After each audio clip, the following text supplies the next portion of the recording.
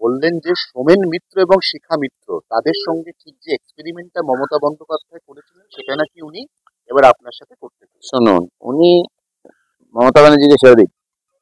আমি যখন মমতা ব্যানার্জির চোখে চোখ রেখে লড়াই করি 15 সাল থেকে, তখন এই নেতারা মমতা ব্যানার্জির কোলে খেলাধুলা করতেন, তার বাড়িতে গিয়ে এঁটো কাটা খেতেন, নাস্তা করতেন, বাড়ির সামনে লাইন দিয়ে বসে থাকতেন।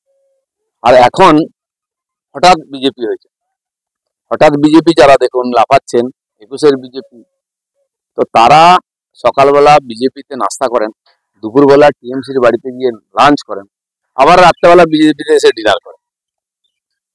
দিলীপ ঘোষের দিকে কেউ বলতে পারবে এই কথা? দিলীপ ঘোষ আজকে 4 আনার মেম্বার বিজেপি, এখন তো ফ্রিতে মেম্বার, আর কোনো পোর্টফোলিও নেই। দিলীপ ঘোষ বিজেপিতে আছে, কারো খালি চাকরি চলে যেতে, টিকিট চলে যেতে একবারে হুহুর করে ইন্দ্রের মধ্যে চলে গেছেন বিজেপি, আবার হাওয়া ঘুরতে হুহুর করে চলে আসছেন। তারা যেন দিলীপ ঘোষের ক্যারেক্টার সার্টিফিকেট না